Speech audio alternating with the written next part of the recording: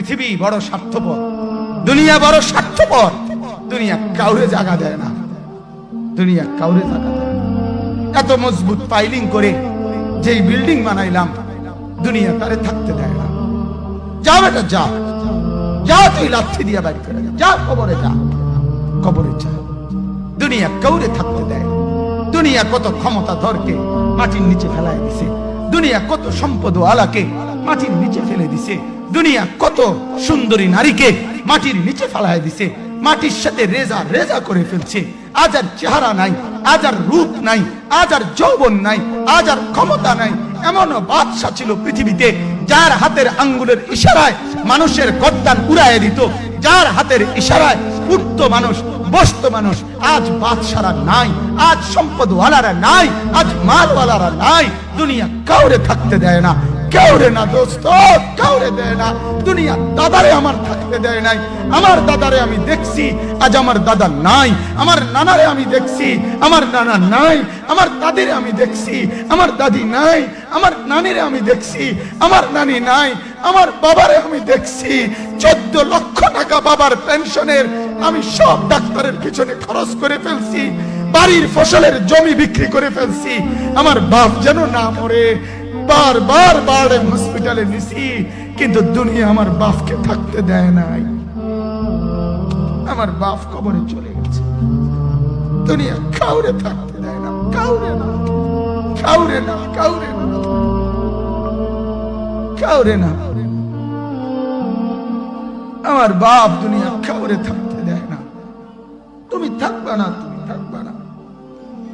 দুনিয়ার ধোকায় পড়ো না বাপ, দুনিয়ার ধোকায় পড়ো না।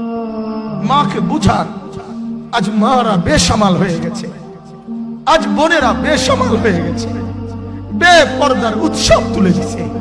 এটা যেন আল্লাহর সাথে যুদ্ধ করছে। আল্লাহ করোনা না, তুমি আরো কিছু দাও, আমরা বেপরদিকে ছাড়বো না। যুবক ছেলেগুলো যেন বলতেছে, আল্লাহ তুমি করোনা দেওয়ার চাই দাও, অশ্লীল ছবি দেখা, ফেসবুকে নর্তকী দেখা আমরা ছাড়বো না। দেখি তুমি কি করতে পারো, তুমি যা করার করো। দোকানদার ব্যবসায়ীরা হারামের লেনদেন করা বন্ধ করছে না, সুদখোর সুদ ছাড়ছে না, ঘুষখোর ঘুষ ছাড়ছে না, নাফরমান আর জিনাকার ব্যভিচারী এরা কেউ কিছু ছাড়ছে না।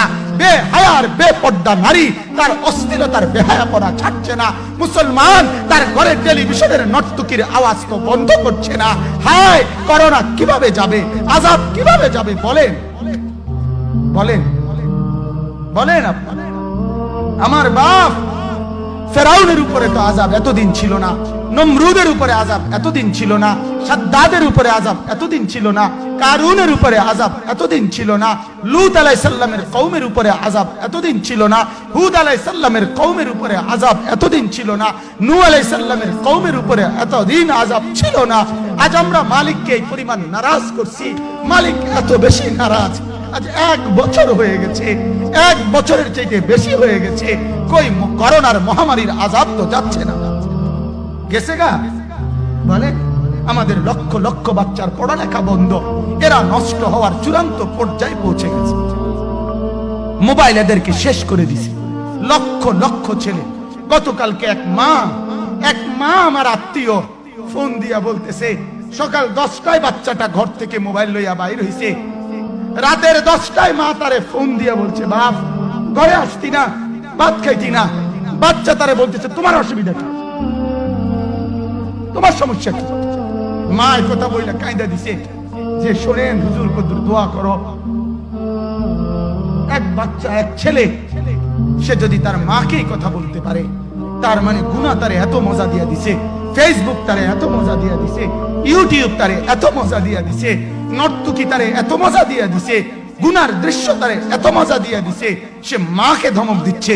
রাত 10টা বাজলে কি হইছে, রাতের 3টা পর্যন্ত দেখলে তোমার সমস্যা কি? আমার আখিরাত আমি নষ্ট করলে তোমার অসুবিধা কি?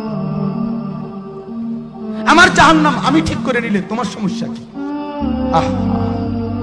আল্লাহ আমাদেরকে মাফ করে